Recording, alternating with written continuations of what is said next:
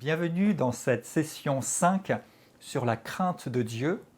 La crainte de Dieu, donc c'est le sujet qui nous rassemble depuis maintenant 4 leçons. On arrive à la 5e et on a vraiment commencé à avancer, à poser des fondements sur ce thème, comme je le disais, qui est vraiment important, primordial, parfois peu traité ou peu considéré, et pourtant qui est vraiment au cœur de la parole de Dieu et qui a toute son importance et qui, je crois, prend aussi tout son sens, particulièrement dans les temps que nous vivons, dans les temps où le Seigneur est à l'heure, le Seigneur est merveilleusement en train d'agir, même si les circonstances ne semblent pas toujours le dire. Mais vous savez, à travers tous les événements, toutes les circonstances qu'il peut y avoir, en fait, nous pouvons percevoir spirituellement qu'il y a une œuvre, qu'il y a une action. Et il est certain que l'action de Dieu, l'action du Saint-Esprit est vraiment en train d'augmenter et que des manifestations de gloire, de puissance vont être de plus en plus courantes et normales, parce que ça devrait être l'état normal de l'Église, à mesure que nous entrons de plus en plus dans les plans merveilleux que Dieu a formés sur nous, à mesure que nous entendons la voix de l'Esprit de Dieu qui nous appelle, qui nous attire à marcher dans la dimension vraiment qui est celle qui nous appartient à travers l'œuvre de Christ, à marcher dans la gloire de Dieu, à marcher dans tout l'héritage qui doit être manifesté dans nos vies et à travers nous dans cette génération pour nous porter vraiment de plus en plus vers ce qui est destiné. Et c'est vraiment quelque chose de passionnant, d'intéressant.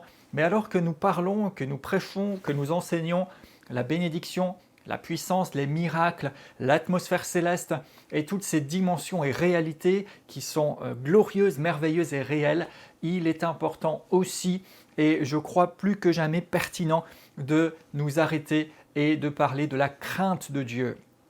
Parce qu'alors que oui, il y a la grâce, oui, il y a la bonté, l'amour, la puissance, la grâce de Dieu infinie, mais cela ne doit pas enlever la crainte de Dieu. Cela ne doit pas enlever de nos cœurs la conscience de celui avec qui nous vivons, de celui que nous servons. Et la crainte de Dieu, c'est un sujet, et je crois que vous êtes de plus en plus d'accord avec moi alors que nous avançons, qui est intéressant, qui a sa pleine place et position. Dans une première leçon, nous avons posé des définitions. Qu'est-ce que c'est que la crainte de Dieu? Il y a différents types de crainte aussi, et on a donné ces 4 termes que je décline tout au long du cours, que la crainte de Dieu, c'est un profond respect qui s'exprime par le fait qu'il soit notre référence, qu'il est notre préférence et que nous avons pour lui de la déférence et de la révérence. Et à mesure qu'on avance, tout ça s'éclaire et c'est vraiment intéressant. Dans la leçon 2, nous avons vu pourquoi la crainte de Dieu. La Bible nous dit de l'étudier et puis nous avons abordé plusieurs sujets. Nous avons parlé aussi de la crainte de Dieu en rapport avec le salut. Nous avons abordé toutes ces choses-là et c'était vraiment intéressant. Dans la leçon 4, nous avons poursuivi dans ce sens aussi, nous avons vu les motivations que nous devrions avoir. Et enfin, dans la leçon 4, nous avons parlé de connaître Dieu. Et on a vu à travers l'Écriture que la crainte de Dieu est en fait reliée au fait de connaître Dieu. Et plus nous connaissons Dieu, plus nous avons la crainte pour lui. Et plus nous avons la crainte de Dieu, plus nous sommes amenés à le connaître et à l'expérimenter davantage. Ça fonctionne ensemble. Et c'était vraiment, je crois, bon de poser tous ces fondements. Et dans toute cette démarche, on veut prendre le temps encore et continuer aujourd'hui de parler et justement de marcher pour connaître Dieu. Et dans cette leçon 4, on va s'intéresser à un certain nombre d'attributs de Dieu. Et juste avant, je vous propose encore d'introduire dans la prière. Père, je te remercie pour ce temps que tu nous donnes maintenant. Et je prie et je déclare que nous sommes réceptifs à ta parole, que nous puissions, Seigneur, non seulement avoir de la théorie, de la théologie, comme disent les hommes, mais qu'à travers tout ce que nous observons, tu puisses, toi, te révéler plus personnellement à chacun et que nos esprits s'ouvrent, nos intelligences s'ouvrent et que nous réalisions que nous servons l'Éternel. Quel Dieu merveilleux, glorieux, puissant tu es, et que nous apprenions à te connaître toujours plus, non pas seulement à savoir des choses à ton sujet, mais à te connaître. Je te remercie, Père, pour l'action du Saint-Esprit au bénéfice de chaque personne qui suit cet enseignement. Et merci pour les choses merveilleuses que tu opères. Nous nous livrons à toi, nous nous mettons à ta disposition. dans le nom de Jésus. Amen. Alors, les attributs de Dieu. Donc, on va ensemble regarder, observer un certain nombre d'attributs de Dieu, certaines caractéristiques, comment il est décrit à travers les Écritures. Et puis, on va regarder un certain nombre de versets, vraiment un certain nombre d'écritures. Vous pourrez suivre avec votre support aussi. Et vraiment, regardez. On ne veut pas chercher à expliquer Dieu vraiment ou à le mettre comme dans un cadre, vous savez, on pourrait dire ça y est, on a pris chaque mesure, on a tous les détails, on sait tout, on connaît tout. Mais en fait, ce qu'on veut, et mon cœur vraiment à travers toute cette partie du cours, c'est que nous puissions prendre conscience tout à nouveau de sa grandeur, de son infinité, de sa puissance, de sa majesté, et qu'à travers ça, nous puissions le magnifier au-dessus de tout, que vraiment nous puissions toujours être conscients de ça et que nous l'élevions plus que jamais, que nous l'adorions encore davantage, que nous nous inclinions encore davantage devant lui et aussi que nous le servions en connaissance de cause, pas à la légère, pas comme si c'était juste quelqu'un parmi d'autres, pas comme si c'était juste une vocation ou un sujet comme un autre, mais vraiment avec la conscience de Dieu, de sa grandeur, de sa puissance, de qui il est, de ce que dit la Bible à son sujet. Et à travers ça, on va donc regarder un certain nombre d'attributs. Et cette partie sur les attributs de Dieu, ça va être divisé en deux. Et la première, c'est les attributs uniques de Dieu, c'est-à-dire ce qui le caractérise lui, qui le différencie, ce qui lui est particulier. Vous savez, il y a un fait qui est intéressant aussi, c'est qu'à aucun moment la Bible n'essaye de prouver l'existence de Dieu. La Bible établit que Dieu existe. Quand vous ouvrez votre Bible, première page, premier verset, au commencement, Dieu créa les cieux et la terre. Tout simplement. On ne cherche pas à savoir d'où Dieu est sorti, etc. Mais tout au fil de sa révélation dans les Écritures, on comprend, on voit qu'il est éternel, qu'il a toujours été, qu'il n'a pas de commencement, qu'il n'a pas de fin, et tant d'autres choses. Et donc on veut regarder ensemble maintenant les attributs qui lui sont uniques, qui sont les siens, et on parle quelquefois des omnis, parce que c'est le préfixe, le début de ces différents mots qui le décrivent. Et le premier point, c'est que Dieu est omniscient. Omniscient, qu'est-ce que ça veut dire? Ça veut dire qu'il connaît tout. Il a une connaissance, une conscience et une compréhension complète. Complète, totale, tout, tout. Et ça me rappelle souvent une expérience que j'ai vécue il y a des années quand je suis rentré à l'université. J'allais pour m'inscrire à la fac. Et quand je suis rentré dans ce hall de l'université, il y a eu comme une conscience qui m'a pris. Je me suis dit, waouh, je suis là dans un endroit où il y a énormément de matières qui sont enseignées, où il y a énormément de recherches qui est faite sur différents sujets, sur tant de connaissances. Il y a toutes sortes de facultés. On est dans un endroit où il y a la science, où il y a une effervescence, où il y a toutes ces choses. Et la conscience qui m'a pris, qui m'a frappé à ce moment-là, c'est que Dieu, lui, il connaît tout ça. Et en fait, il connaissait tout ça avant même que l'homme ne commence à découvrir et à comprendre et à connaître les choses. Et il connaît encore plus que ça, parce que nous n'avons pas fini de découvrir tout ce qu'il y a. Et c'était vraiment, vraiment frappant. Donc Dieu sait tout, il connaît tout. Alors regardons quelques écritures à ce sujet. Le psaume 139, à partir du verset 1.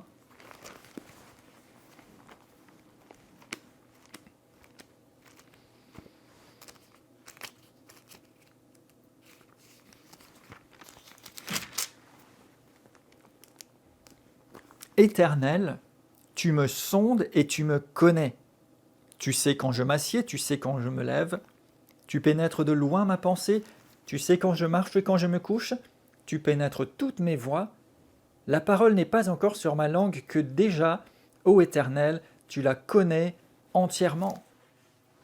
Et puis il parle de la main de Dieu qui est sur chacun de nous. Le psalmiste avait une conscience que Dieu connaît tout, il voit tout, il sait tout. Avant que nous l'exprimions, avant que nous fassions quelque chose, il le sait, il le voit. et il s'intéresse à nous. Et je reprends ce que je disais dans la dernière leçon, c'est que c'est tellement merveilleux et surprenant que ce Dieu tout-puissant, infini, au-dessus de tout, si grand, s'intéresse à quelqu'un de simple, de petit, d'humble, comme je peux l'être, mais il s'intéresse à nous, il nous aime. Alléluia. Il sait tout de nous. Dans Jérémie 1, au verset 5 notamment, et vous pourrez relire cela, Jérémie montre que depuis le sein de sa mère, il était connu, et Dieu sait tout de vous, il vous a connu, avant même que vous n'existiez. Et plus que ça, vous existez parce que Dieu a voulu que vous existiez, parce qu'il a un plan, parce qu'il veut se révéler en vous et à travers vous. Dieu sait et connaît tout. Le psaume 147, verset 4, nous dit que Dieu connaît le nombre des étoiles. Psaume 147, 4. Il compte le nombre des étoiles et il leur donne à toutes des noms.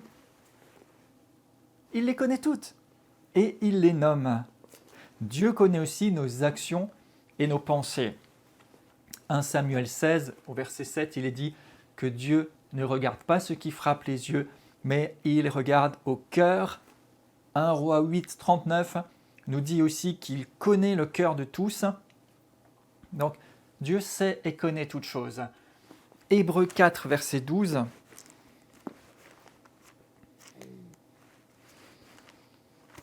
Hébreux 4, 12. La parole de Dieu est vivante et efficace, plus tranchante qu'une épée quelconque à deux tranchants, pénétrante jusqu'à partager l'âme et l'esprit, jointure et moelle, elle juge les sentiments et les pensées du cœur.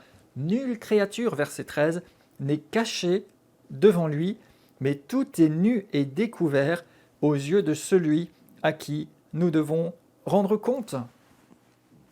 Il n'y a rien qui est caché devant lui, tout est à nu, tout est découvert.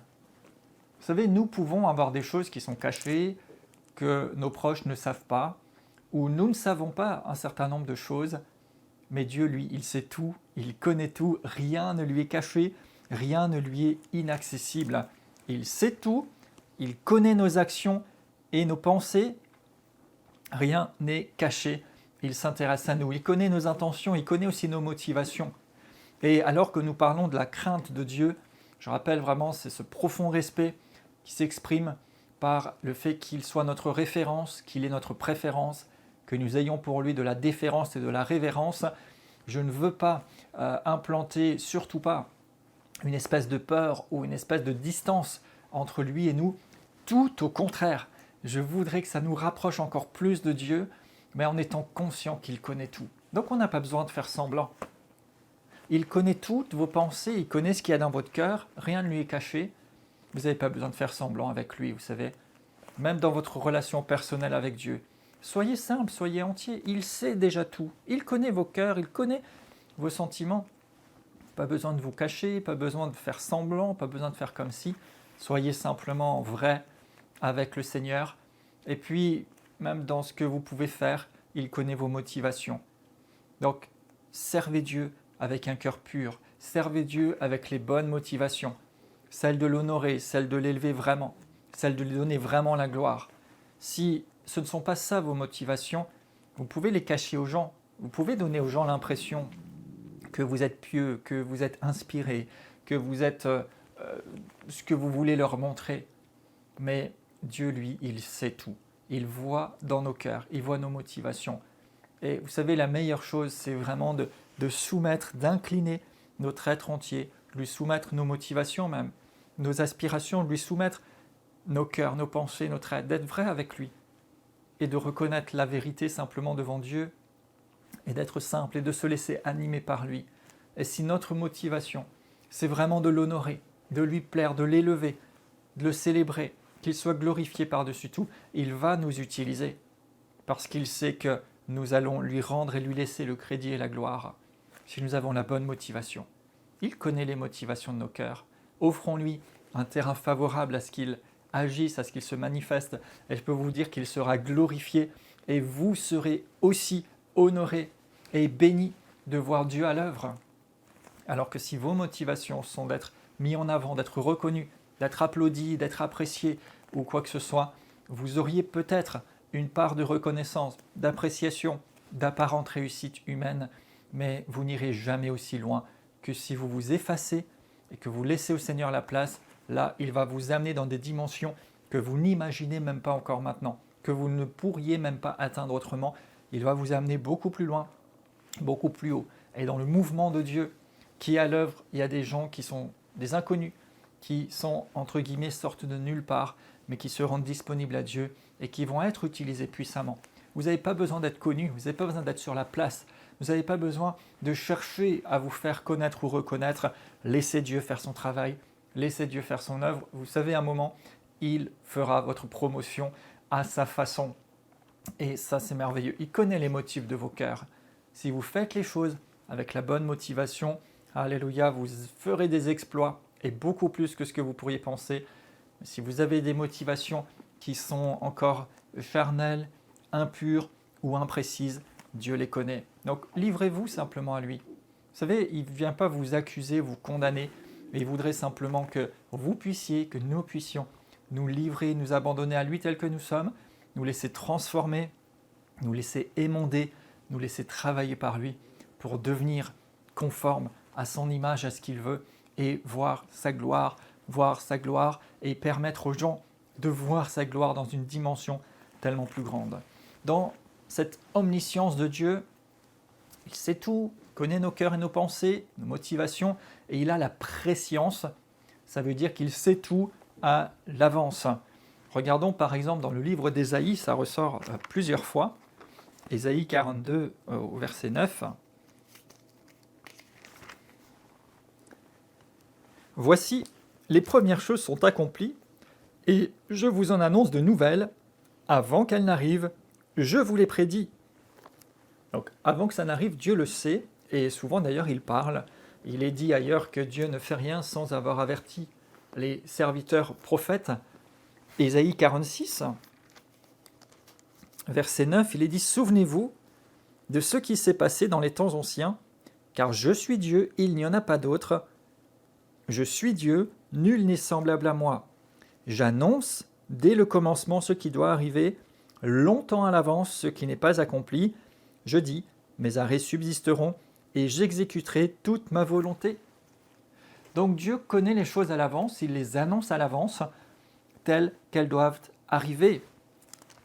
Ésaïe 48 encore et verset 5, Dieu parle et il dit à son peuple, « Je t'ai annoncé depuis longtemps ces choses, je te les ai déclarées avant qu'elles n'arrivent, afin que tu ne dises pas, c'est mon idole qui les a faites, c'est mon image taillée ou mon image en métal qui les a ordonnées. » Donc il dit, voilà, vos idoles, vos faux dieux, c'est une chose, mais moi je vous préviens en avance pour que vous n'attribuiez pas le mérite, la gloire ou le crédit à vos idoles, à vos faux dieux, mais que vous sachiez que je suis Dieu, je connais tout à l'avance, je dis tout, ce que j'ai à dire, il a la prescience.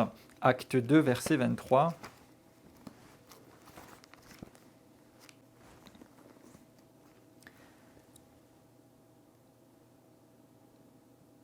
Cet homme livré selon le dessein, arrêté, dessein égale projet, de Dieu, selon la prescience de Dieu, vous l'avez crucifié, vous l'avez fait mourir par la main des impies.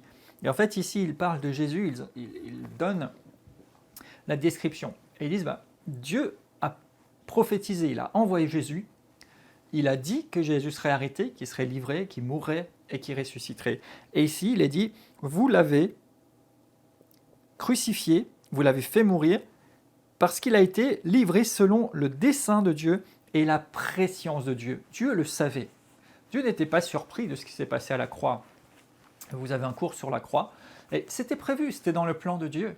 Il savait ce qui devait arriver, et ici on trouve même le mot selon la prescience de Dieu. Il connaît tout à l'avance, et c'est ce qui est aussi tellement merveilleux et surnaturel avec Dieu et sa parole écrite, parce que tout est là, et il savait exactement tout à l'avance, et il savait exactement à l'avance de quoi nous aurions besoin, ce qui arriverait, et il a prophétisé un certain nombre d'événements dans la Bible, et même ce qui n'est pas écrit ou prophétisé noir sur blanc, Dieu l'a prévu, il connaît tout, il sait tout, et il nous a donné tout ce qu'il faut pour faire face à tout ce que nous pourrions vivre, pour réussir, pour nous développer, pour avancer dans les plans qu'il a pour nous. Ce livre est intemporel parce que toujours actuel, parce que Dieu savait ce qui arriverait et il donne une saveur, une lumière, une orientation à la parole, à la révélation, parce qu'il sait tout à l'avance. Il n'est jamais pris par surprise, il sait tout. Et c'est pour ça aussi que nous pouvons nous confier en lui, parce que rien ne lui échappe. Il est tout puissant, il a la préscience de tout. Et à ce sujet, vous pourrez regarder toutes les prophéties au sujet de Jésus qui se trouvent dans l'Écriture, et je vous ai mis les références dans vos notes. Tout était prévu à travers tous ces différents auteurs, dans toutes ces différentes périodes d'époque, de tous ces différents styles. On en a parlé un peu dans l'introduction à la Bible. Tout a été annoncé et prophétisé au sujet de Jésus, et cela s'est passé de cette façon-là. Et tout ça, c'était écrit longtemps avant. Et j'ai entendu quelque part que si on devait estimer la probabilité qu'une seule personne satisfasse, accomplisse toutes ces prophéties, c'était infime, voire quasiment impossible. Et vous savez, il y a plus de 300 prophéties sur la venue du Messie dans l'Écriture, qui donnent des précisions, comme l'endroit, la date, la manière dont ça va se passer, le fait qu'il serait trahi, le fait qu'il serait crucifié, les moqueries, l'ensevelissement, tant de choses. Mais Dieu est au-dessus de tout, il a la préscience de tout, et il a annoncé des choses. Et nous avons le Saint-Esprit qui agit dans notre vie, et nous pouvons être remplis de la connaissance de Dieu, être remplis de la connaissance des temps, avoir une conscience de ce que nous vivons, de ce qui se passe, de ce que Dieu fait, parce qu'il n'est surpris par rien et il connaît les choses à l'avance. C'est pour ça aussi que vous pouvez prier et vous confier en Dieu et vous attendre à lui demander conseil, sagesse, direction, inspiration, parce qu'il sait tout avant que ça n'arrive et alors il peut vous diriger. Vous savez, même quand vous prenez une décision avec des éléments, on va dire, plutôt factuels, plutôt concrets, que vous essayez d'utiliser pour vous orienter. Mais Dieu, lui, il connaît tout. Il sait tout à l'avance. Et vous pouvez mesurer selon ce que vous savez maintenant. Et même quand il arrive des événements, certains se précipitent pour livrer des analyses, des issues, des choses comme ça. Mais vous savez, la meilleure chose, c'est de simplement se placer devant Dieu, de chercher son conseil, de chercher sa pensée, parce que lui, c'est tout. Et ça pourra vous amener à prendre des décisions qui seront les bonnes à un moment où il faut qu'elles soient prises, parce que Dieu sait tout. Il sait tout. Tout ce que vous ne savez pas, il le sait à l'avance. Il sait à l'avance ce qui va se passer l'année prochaine, dans 2 ans, dans 5 ans. Il le sait. Nous ne le savons pas et nous ne pouvons pas le savoir. Et donc, il va nous orienter, il va nous diriger. Et quelquefois, les gens témoignent en disant, tu vois, j'allais faire telle chose, mais quelques semaines, quelques mois plus tard, je vois que c'était voué à l'échec. Et Dieu m'a gardé de ne pas le faire en me donnant comme une sensation qu'il ne fallait pas. Ça, c'est la grâce de Dieu. Et inversement aussi, il y a des gens qui vont prendre une direction, une orientation pour certaines choses qui, sur le moment, paraissaient insensées, inconsidérées, pas la meilleure option. Mais ils agissent sur une conviction de Dieu. Et le résultat, le fruit, en est évident parce que Dieu savait à l'avance qu'est-ce qui allait se développer. Dieu savait à l'avance et Dieu sait à l'avance ce qui va se faire. Nous pouvons lui faire confiance. Donc, l'omniscience de Dieu, il sait tout, à tout moment, et même de ce qui va arriver. Deuxième aspect, deuxième point, c'est l'omnipotence de Dieu. L'omnipotence, ça veut dire qu'il peut tout, il est tout puissant. Et l'Écriture abonde non seulement de déclarations au sujet de la puissance de Dieu, mais de démonstrations de la puissance de Dieu. Et même son nom décrit sa puissance et sa force. El Shaddai, Dieu tout-puissant, Dieu suffisant. La puissance de Dieu, Elohim, le créateur puissant, qui a l'autorité sur toute chose et sur toute créature. Et je vous invite à vous référer au cours « Connaître Dieu », les attributs et les noms de Dieu, où il y a particulièrement tout un développement sur les différents noms par lesquels Dieu se révèle et qui chacun démontre la puissance de Dieu, démontre un aspect de Dieu. Et c'est tellement encourageant, tellement fortifiant de voir qu'il est tout puissant que même son nom décrit, reflète sa puissance et sa gloire. Les Écritures décrivent abondamment la puissance et la gloire de Dieu tout au long, dès la Genèse. Il est dit au commencement, Dieu créa les cieux et la terre. Waouh! Et puis il a créé tous les animaux. Il a créé tout ce qu'il y a sur la terre. Il a créé l'homme et la femme. Et il a tout créé. Quelle puissance! Quelle gloire! Quelle gloire! Il a tout fait par sa puissance. Psaume 8, verset 3.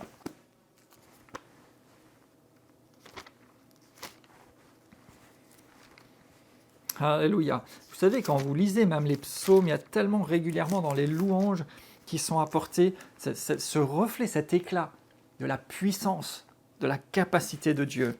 Psaume 8. On va prendre le verset 2. « Éternel notre Seigneur, que ton nom est magnifique sur toute la terre, ta majesté s'élève au-dessus des cieux, par la bouche des enfants et de ceux qui sont à la mamelle, tu as fondé ta gloire pour confondre tes adversaires, pour imposer silence à l'ennemi et au vindicatif. Quand je contemple les cieux, l'ouvrage de tes mains, la lune et les étoiles que tu as créées, qu'est-ce que l'homme, ô Éternel, pour que tu te souviennes de lui, et le Fils d'homme pour que tu prennes garde à lui. » Voyez, quand je contemple les cieux, l'ouvrage de tes mains. Wow, dans cette création, la toute-puissance de Dieu à travers ce qu'il a créé. Ésaïe 40, verset 22.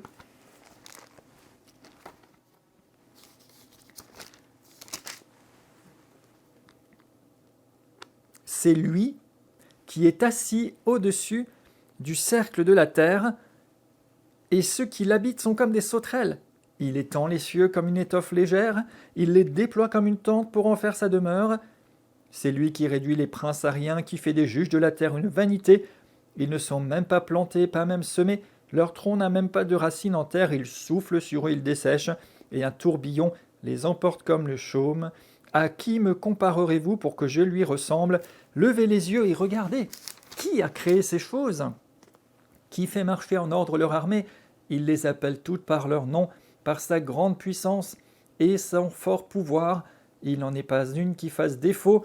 Dieu est tout puissant. Il a tout créé et sa création démontre largement sa puissance. Et la Bible démontre largement sa puissance. Dans le livre de Jérémie, il est dit que la terre tremble. Il a créé les cieux.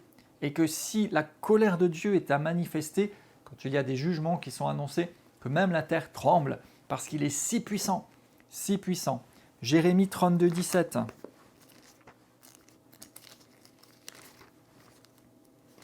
Donc je vous avais dit qu'on verrait pas mal d'écriture par moment. On va vraiment se contenter de regarder tous les passages, de s'en imprégner, et vous pourrez les reprendre, les méditer pour vous-même, parce qu'en fait, ça suffit à soi-même. Plus que d'expliquer plein de choses, entendons comment la Bible nous montre l'omnipotence, la puissance de Dieu. Jérémie 32, 17. « Seigneur éternel, tu as fait les cieux et la terre par ta grande puissance et par ton bras étendu. Rien n'est étonnant de ta part. » Alléluia. Tellement puissant qu'il n'y a rien qui devrait nous étonner. Il est si puissant. Psaume 78.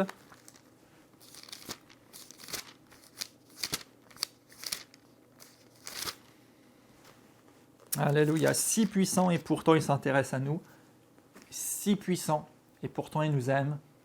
N'oublions pas qu'il nous aime, qu'il s'incline envers nous, mais n'oublions pas qu'il est aussi le Tout-Puissant, celui qui peut tout, celui qui est au-dessus de tout.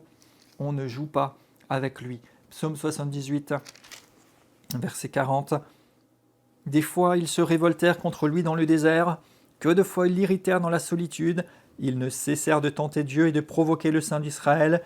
Ils ne se souvinrent pas de sa puissance, du jour où il les délivra de l'ennemi, des miracles qu'il accomplit en Égypte et des prodiges des campagnes de Tsoar. » Vous voyez ici, il dit combien de fois ils l'ont tenté, combien de fois ils se sont révoltés, ils ont irrité Dieu parce qu'ils ne se sont pas souvenus de sa puissance.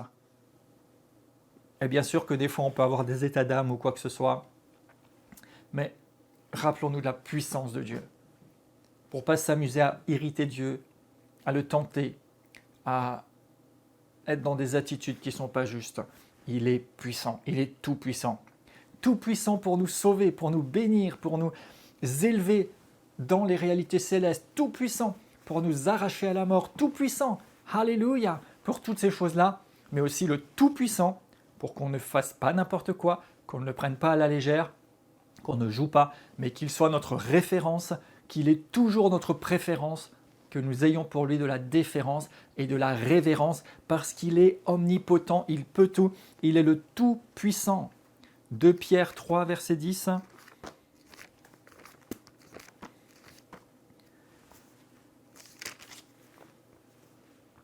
Le jour du Seigneur viendra comme un voleur. En ce jour, les cieux passeront avec fracas, les éléments embrasés se dissoudront, et la terre avec les œuvres qu'elle renferme sera consumée, puisque tout cela est en voie de dissolution. Combien votre conduite et votre piété doivent être saintes. Attendez, hâtez l'avènement du jour de Dieu, jour à cause duquel les cieux enflammés se dissoudront, et les éléments embrasés se fondront. Mais nous attendons, selon sa promesse, de nouveaux cieux, une nouvelle terre, où la justice habitera. Et vous voyez, plusieurs fois quand il est parlé, soit du retour du Seigneur, soit des événements qui doivent venir, il en est parlé avec des termes qui peuvent éventuellement inspirer de l'effroi, parce qu'il y a cette puissance, où même les choses vont se dissoudre, où il y aura du fracas. Mais nous, on n'a pas besoin d'avoir peur. Cependant, se conduire avec piété et sainteté et vivre dans l'espérance que les nouveaux cieux et la nouvelle terre soient établis, que nous vivions avec lui éternellement. Il est tout puissant. Et vous avez encore d'autres passages que vous pourrez lire dans l'Écriture sur vos notes. Jacques 1, verset 17.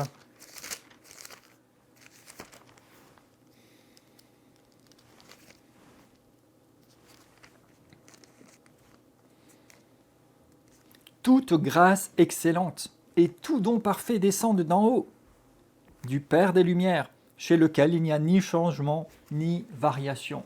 Donc il a toute cette puissance et il continue de répandre les dons parfaits et excellents sur nous. La Bible dit aussi qu'il est le Dieu de l'infiniment petit comme de l'infiniment grand. On a vu l'infiniment grand. Il a créé tout l'univers avec tous les détails. Il le fait fonctionner, il le fait tourner, mais il s'intéresse aussi à l'infiniment petit. Il s'intéresse à chaque individu, chaque personne. Il s'intéresse à chaque détail. La Bible dit qu'il connaît combien de cheveux nous avons sur la tête. La Bible dit qu'il connaît chacune de nos pensées, chacune de nos actions, tout ce que nous faisons. Il s'intéresse à nous, il nous aime. Et si nous craignons Dieu, si nous restons attachés à lui, quoi que nous vivions, quoi que nous traversions, eh bien Dieu veille sur nous, Dieu nous élèvera. Et vous connaissez l'histoire de Job. La Bible nous dit de considérer la fin de Job. Et la fin de Job, c'est qu'il a reconnu la toute-puissance, la grandeur de l'Éternel. Il a dit, Seigneur, maintenant j'ai compris. Je reformule. Maintenant je reconnais que tu peux tout. Il n'y a rien qui soit impossible, Seigneur. Tu es tout-puissant. Et la Bible dit qu'il a été ensuite restauré au double de ce qu'il avait perdu. Et dans tout ce qu'il a vécu, il est resté attaché à Dieu malgré tout. Même quand sa propre femme lui a dit « renie Dieu, comme ça va se terminer cette affaire ». Il est resté attaché à Dieu et ça l'a amené à une conscience, à une compréhension de la toute-puissance de Dieu. Donc même quand les choses ne sont pas comme vous voudriez, même quand les choses ne correspondent pas à ce que vous espérez ou à ce que même vous priez, restez dans la crainte de Dieu, dans la confiance en Dieu. Restez humble, réalisez qu'il est tout-puissant, qu'il est grand et que même si les choses ne se passent pas comme vous pensez, ou même comme vous le demandez, ou même comme vous l'espéreriez, il est au-dessus de tout. On a parlé de l'omniscience, il connaît tout, il sait tout. Et on veut être conscient aussi de sa toute-puissance. Et c'est sûr qu'il a un moyen de nous faire sortir de ce que nous vivons, qui est peut-être difficile, dans lequel nous aurons plus appris, plus pris conscience de qui il est, où nous dépendrons encore plus de lui et où il pourra être certainement glorifié encore plus que ce que nous attendions ou que l'état dans lequel nous étions auparavant. Il est grand, il est infini et il a envie d'être en communion avec nous. Et ça, c'est quand même quelque chose de merveilleux. L'Écriture montre, et on en a parlé déjà, de la communion avec Dieu. Waouh, on peut être en communion avec lui. Et on consacrera une leçon, une partie du cours sur ce sujet. Il s'intéresse à ce qui est infiniment grand et puissant, mais il s'intéresse aux détails que nous sommes. Et il veut être en communion, il veut se révéler, il veut se manifester. C'est tellement, tellement merveilleux. Même si vous prenez par exemple le corps humain, chaque détail, chaque cellule, chaque élément a son importance, a sa place dans la nature. Des plus gros animaux aux plus petits insectes, chaque élément a sa place, chaque chose concourt au fonctionnement de l'ensemble. Et c'est quelque chose de merveilleux. Et vous savez, ça me fait penser à ce bon cantique. Dieu Tout-Puissant, quand mon cœur considère tout l'univers créé par ton pouvoir, le ciel d'azur, les éclairs, le tonnerre, le clair matin ou les ombres du soir, de tout mon être alors s'élève un chant. Dieu Tout-Puissant, que tu es grand. Et puis il y a plusieurs couplets. Mais vous savez, parfois nous chantons des choses, nous entendons des chants, ah oui, ce cantique qui certainement date déjà, qui est dans un style d'une certaine époque, mais peut-être certains le chantent encore, mais quand vous le chantez, c'est pas juste une chanson comme ça, Dieu puissant, ou des chants plus récents, on dit Dieu est tout puissant, Dieu est au-dessus de tout, il agit, il est puissant, mais réalisons la toute-puissance de Dieu et vivons dans cette crainte, ce respect profond, cette inclinaison devant Dieu parce qu'il est le Tout-Puissant. Donc Dieu est omniscient, il sait tout. Dieu est omnipotent, il peut tout. Dieu est aussi omniprésent, c'est-à-dire il est présent partout en même temps. Psaume 139. Alléluia. Psaume 139.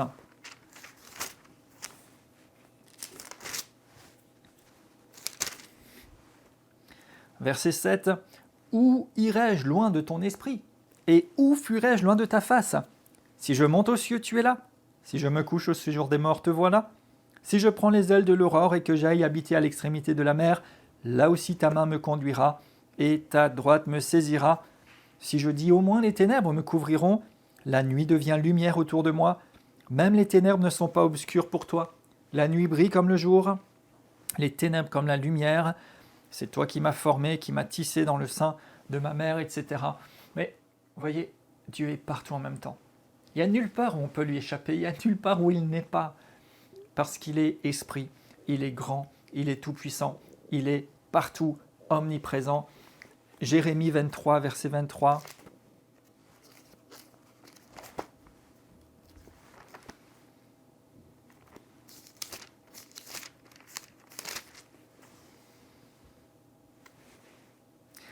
Ne suis-je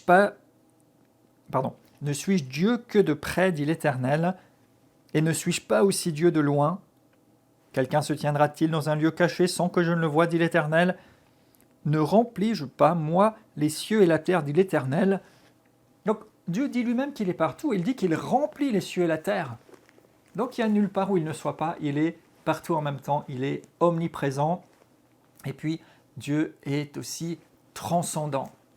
Qu'est-ce que ça veut dire? Ça veut dire qu'en fait Dieu est au-dessus de tout, il dépasse tout.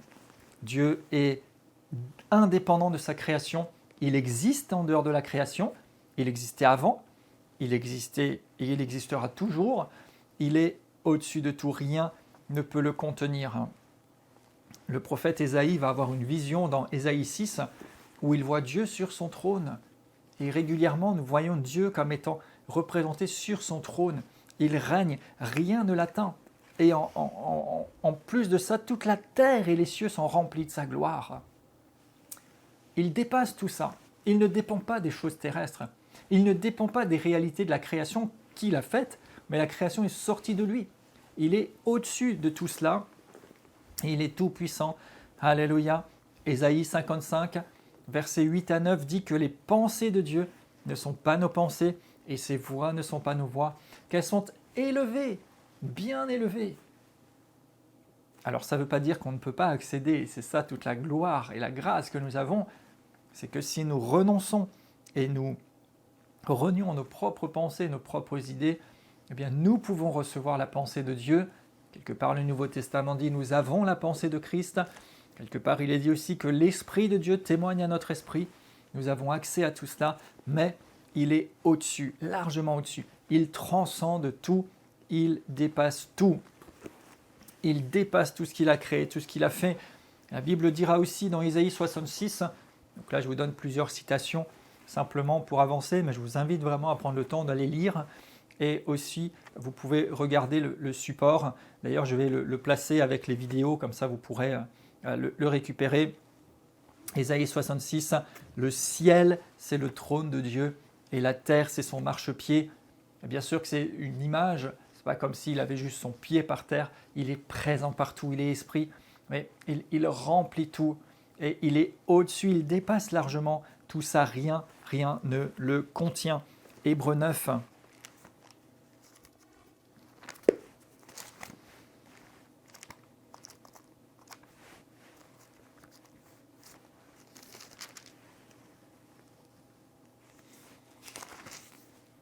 Verset 11, mais Christ est venu, alléluia, comme souverain sacrificateur des biens à venir. Il a traversé un tabernacle plus grand et plus parfait, qui n'est pas construit de la main d'homme, c'est-à-dire qui n'est pas de cette création. Il est entré une fois pour toutes dans le lieu très saint, non avec le sang des boucs et des veaux, mais avec son propre sang, ayant obtenu une rédemption éternelle. Et il y a la suite. Vous voyez, Christ est allé dans un sanctuaire qui n'est pas de cette création.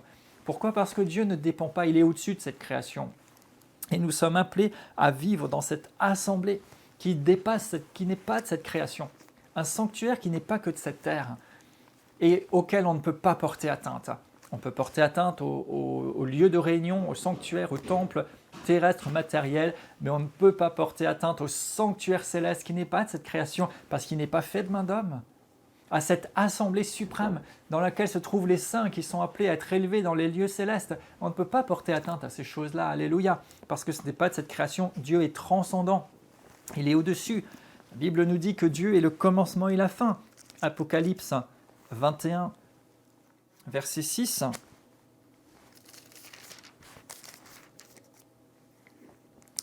Je suis l'alpha et l'oméga, le commencement et la fin. Donc quand il dit qu'il est le commencement et la fin, c'est qu'en fait, avant que ça commence, il est là.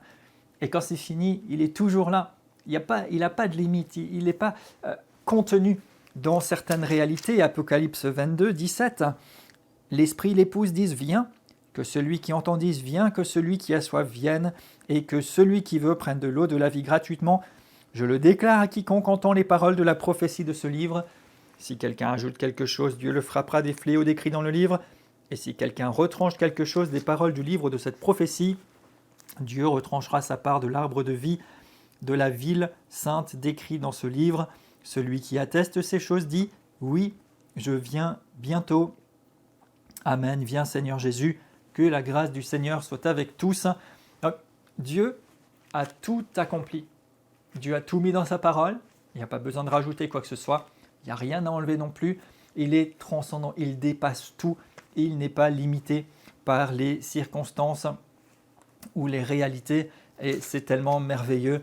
Et Dieu demeure dans une existence pure, parfaite, bien au-delà de la création. Il transcende tout ça, il n'a pas été créé, il existe indépendamment de ça. Il est immortel. Lisons encore 1 Timothée 6, 16.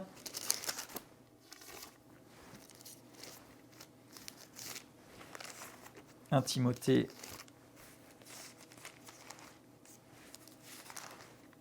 6, 16.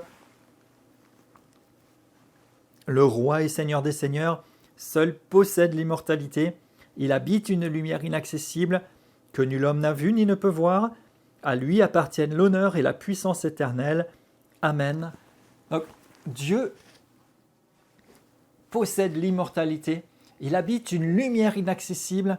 À lui appartiennent l'honneur et la puissance éternelle. Il est au-dessus de tout.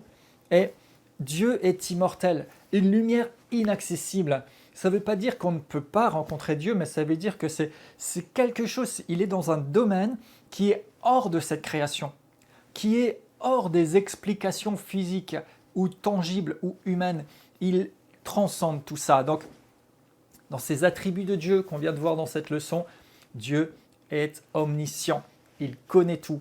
Dieu est omnipotent, il peut tout, il est tout puissant. Dieu est omniprésent, il est partout, toujours en même temps. Et Dieu est transcendant, il ne dépend de rien de ce qui a été créé, il est au-dessus de tout. Je prie que la révélation du Seigneur continue d'augmenter en vous, que les attributs de Dieu vous inspirent l'honneur, le respect, la crainte du Seigneur, cette crainte qui fait qu'il soit votre référence, que vous ayez pour lui de la déférence et de la révérence et qu'il est toujours votre préférence. Dieu, ce Dieu infini, tout-puissant, éternel, a choisi de nous aimer. Il veut se manifester dans nos vies. Il le fait déjà si merveilleusement, mais nous voulons être conscients de qui il est. Et plus nous le connaissons, plus nous jouissons de cette relation, de cette connaissance de Dieu, plus nous grandissons dans la crainte de Dieu, et plus nous vivons dans la crainte de Dieu, plus nous lui donnons l'occasion de se révéler davantage à nous, en nous et à travers nous, à la gloire de Jésus-Christ. Je vous donne rendez-vous à la prochaine session où on poursuivra sur les attributs de Dieu. À bientôt.